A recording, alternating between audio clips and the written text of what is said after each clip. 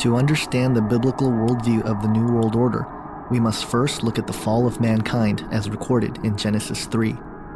This chapter reveals the origin of the plan, who's behind it, and where it's going. No other ancient text reveals so much about the nature of evil and its methods than the Bible, and this is where it all begins. We all know the story. Adam and Eve were created by God in the Garden of Eden.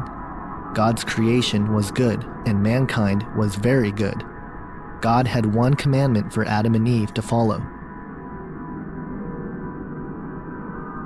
A serpent came and tempted Eve to eat from the tree of knowledge of good and evil. This is where it all begins. Prior to this point, mankind was not susceptible to death, but Satan had other plans. The first lie ever recorded in human history comes from the mouth of Satan himself.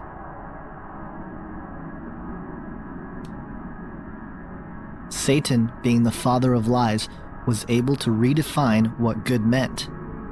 Upholding to the traits of a great deception, Satan's lie contained some truth.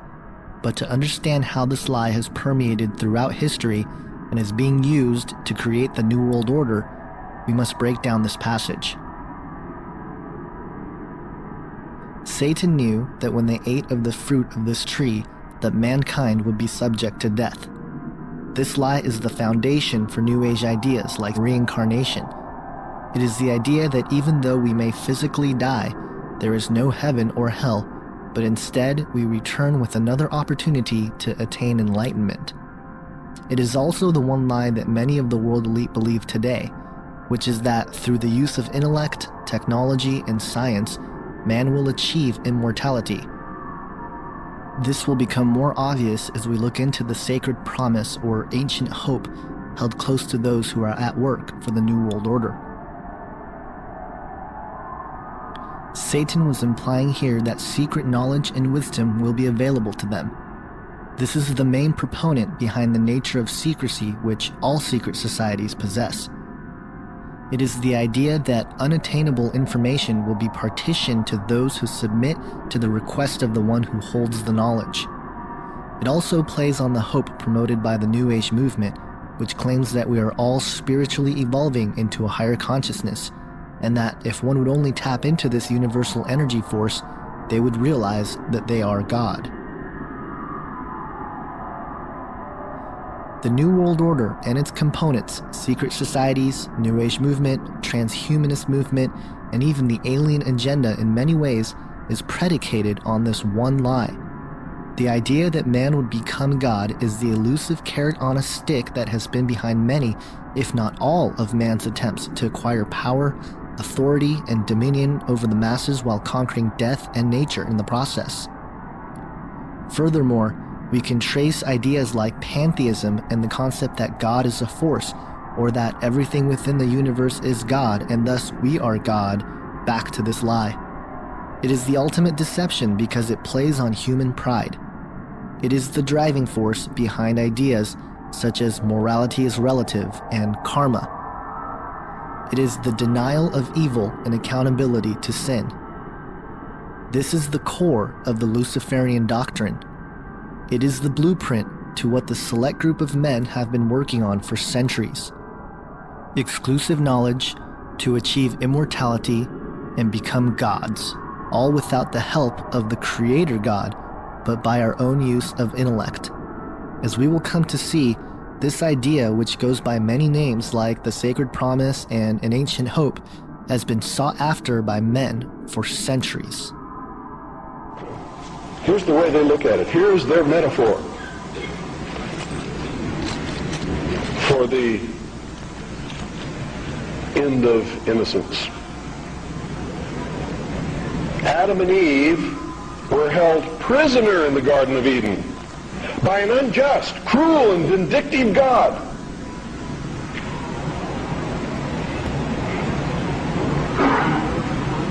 Until Lucifer, through his agent Satan, set man free from this garden by giving him the gift of intellect. Through the use of intellect, man will conquer the earth, will conquer nature, and will himself become God. It's taught in every Masonic temple in this land. Every secret brotherhood, every secret society, every mystical temple, every occult organization teaches the Luciferian philosophy.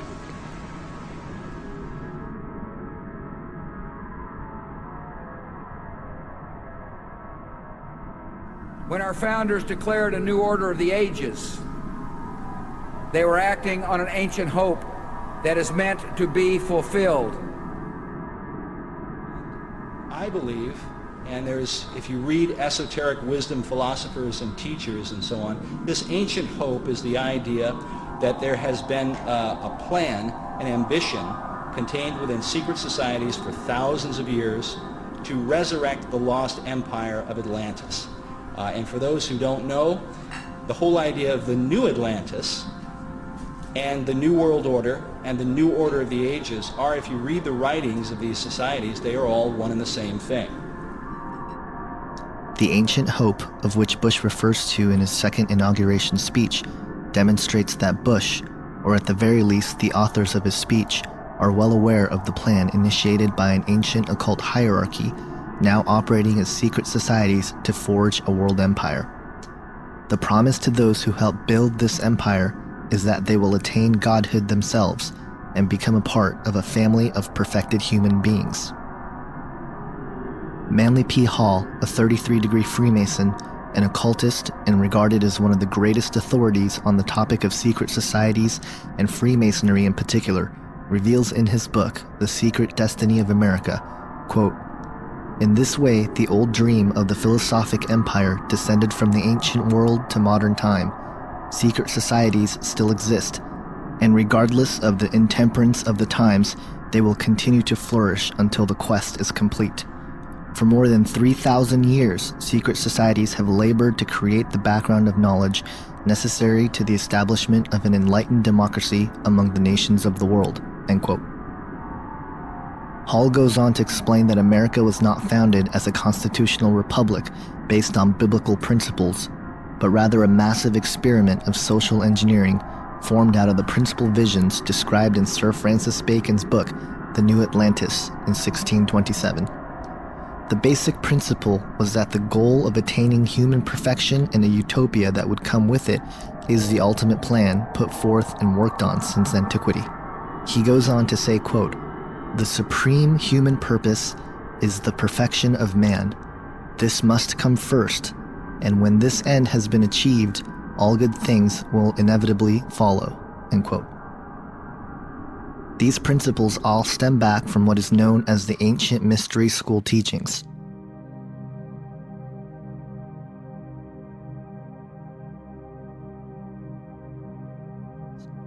The ancient mystery school teachings is an esoteric, spiritual wisdom and philosophy passed down by the initiated elite for centuries. It is in fact one and the same as the Luciferian doctrine that one day man will become God through the use of his own intellect. This is the religion of the New World Order, which is operating in various degrees under various secret societies, cults, and even high-ranking religious circles. The origin and understanding of the mystery schools and its history can be found in theosophical writings. Keith Thompson, in his film Aquarius, Age of Evil, does a full expose on the founding of theosophy, its connection to secret societies, the New Age movement, Zeitgeist, and ultimately the New World Order. In a document entitled The Mystery Schools, written by Grace Noach of the Theosophical Society, reveals the origin of the ancient mystery teachings. She opens the document, quote, "Millions upon millions of years ago, in the darkness of prehistory, humanity was an infant, a child of Mother Nature, unawakened, dreamlike, wrapped in the cloak of mental somnolence. Recognition of egoity slept, instinctual consciousness alone was active. Like a stream of brilliance across the horizon of time, divine beings, Manasaputras, sons of mind, descended among the sleeping humans, and with the flame of intellectual solar fire lighted the wick of latent mind, and lo, the thinker stirred.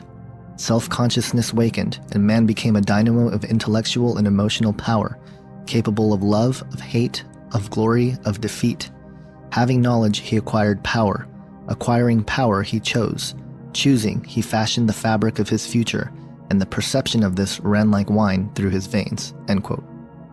She goes on to explain the Atlantean connection as, quote, "Time marched on and the race waxed lustily in power. As Lemuria gave birth to Atlantis, the third race to the fourth, the fiercest battle was waged. The war between the lords of light and truth and the lords of darkness and ignorance. Thus were established some 4 or 5 million years ago, when Atlantis was threatening to destroy itself through spiritual iniquity, the first mystery schools. From these early centers sprang other mystery schools in all parts of the Atlantean world. By the time the Atlanteans were in their heyday of material splendor, these schools were working their hardest to stem the increasing tide of sorcery." End quote. H.P. Blavatsky, founder of Theosophy and touted as one of the greatest writers on the topic of the occult and esoteric wisdom, stated that her book, The Secret Doctrine, is the reemergence of the ancient mystery school teachings, as, quote, "The secret doctrine is the accumulated wisdom of all ages, the mysterious power of occult symbolism, that the facts which have actually occupied countless generations of initiated seers and prophets to marshal, to set down and explain in the bewildering series of evolutionary progress. It is the uninterrupted record covering thousands of generations of seers whose respective experiences were made to test and to verify the traditions passed orally by one early race to another of the teachings of higher and exalted beings who watch over the childhood of humanity." End quote.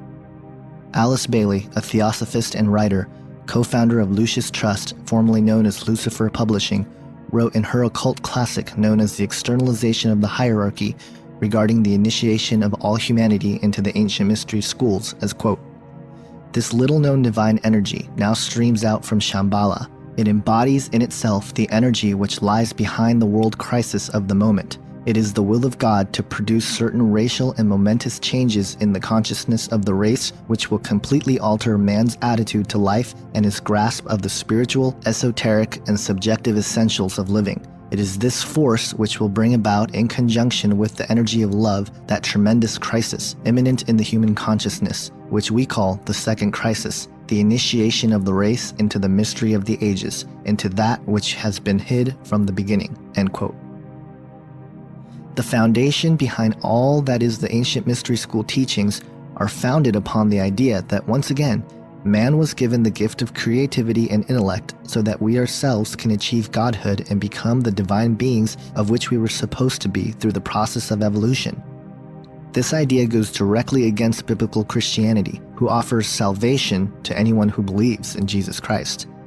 This is why the modern era writers on the topic of the ancient mysteries go to great lengths to try to discredit Christianity, and why secret societies have infiltrated its religious institutions to corrupt many sectors of Christianity, allowing historians to paint a picture of the faith which is utterly false. Most of the attempted discrediting of Christianity in these writings refer to the idea that was presented in the first section of the film Zeitgeist. In fact, it is my belief that Zeitgeist is the carrying out of what Alice Bailey referred to as the initiation of the race into the mystery of the ages. Bailey, in the same book, Externalization of the Hierarchy, goes on to describe her opinion about Christianity as, quote, "Christianity must also be overthrown because it is based on Jewish sources. The rule of Christ must come to an end because only the rule of force is right. In the world order of the Axis powers, the individual has no rights, has no freedom except insofar as he serves the state. There will be no liberty of thought or conscience. All issues will be decided by the state, and the private citizen will have no right to an opinion. Men will be drafted like slaves into the service of the state." End quote. Bailey goes on to explain the origins of Jesus, in her view, as, quote, "To this everlasting compassion, the cyclic appearance of the sun gods of the ancient myths, the world saviors, and the avatars bear witness and are the guarantee." End quote. Albert Pike shows his opinion on Christianity and morals and dogma, stating, quote, "The teachers, even of Christianity, are in general the most ignorant of the true meaning of that which they teach. There is no book of which so little is known as the Bible. To most who read it, it is as incomprehensible as the Zohar." End quote. This idea of sun worship is part of the mystery school teachings, and has been the crutch of these esoteric wisdom writings in the last few centuries, attempting to explain the misunderstanding of biblical Christianity and the man of Jesus. Manly P. Hall refers to the Son in regards to Jesus, quote, "The adoration of the Son was one of the earliest and most natural forms of religious expression. From a deep philosophic consideration of the powers and principles of the Son has come the concept of the Trinity as it is understood in the world today. This orb, being the symbol of all light, has three distinct phases: rising, midday, and setting. The coming of the Son was hailed with joy. The time of its departure was viewed as a period to be set aside for sorrow and unhappiness. This glorious radiant orb of day, the true light which lighteth every man who cometh into the world, the supreme benefactor who raised all things from the dead, who fed the hungry multitudes, who stilled the tempest, who after dying rose again and restored all things to life. This supreme spirit of humanitarianism and philanthropy is known to Christendom as Christ, the Redeemer of worlds, and only begotten of the Father, the Word made flesh, and the hope of glory." End quote. Not surprisingly, Helena Blavatsky also refers to astronomical underpinnings of Christianity, quote, "It is useless and vain for the Protestants to explain against the Roman Catholics for their Mariolatry, based on the ancient cult of lunar goddesses, when they themselves worship Jehovah, preeminently a lunar god, and when both churches have accepted in their theologies the Son Christ of the lunar Trinity." End quote. So according to these writers, which in essence is what Peter Joseph did in the first section of his film Zeitgeist, is that what Christians have been doing for centuries was actually worshiping the sun and the stars rather than God and Jesus Christ. What's interesting to note is that a single verse in the Bible can explain that this is simply not the case. In 2 Kings 23:5, it states, quote, "He did away with the pagan priests appointed by the kings of Judah to burn incense on the high places of the towns of Judah and on those around Jerusalem, those who burned incense to Baal, to the sun and moon, to the constellations, and to all the starry hosts." End quote. The ideas and opinions which permeate through society now in regards to Christianity are a residue to what we see in the esoteric writings. Even if the majority of the people who hate fundamental Christianity and religion in general are not aware of the specific assaults made by the theosophical authors, the basic attitude towards Jesus, his message, and to all Christians who believe and follow him are consistent. So who is the God of the ancient mystery schools? The Theosophical Society is Luciferianism at its core. It is openly satanic in the case of Blavatsky, certainly Luciferianism in the case of Alice Bailey. They are exalting Lucifer. He is the God of this world, the planetary logos. He is the voice of God in the Bible, according to Alice Bailey. Lucifer is God, and I think that the New World Order philosophy and how that connects is clearly tied to Luciferianism, the exaltation of Lucifer as God, even if the lower levels of globalization in the New World Order only view that in terms of a principle. For example, the ideas of Prometheus and the light bearer and the torch and all these kinds of things, that the Garden of Eden, thing was a good thing, that knowledge was given to us and by a great and awesome being. Even if they only view it as sort of allegory, that idea is Luciferianism, the exaltation of Lucifer in the Bible as a good thing, even if they don't completely view him as God. So Luciferianism is the core of theosophical philosophy, and it's also the core of the New World Order, which again makes perfect sense to the overall thesis here, that what they're doing is building up a platform to worship him,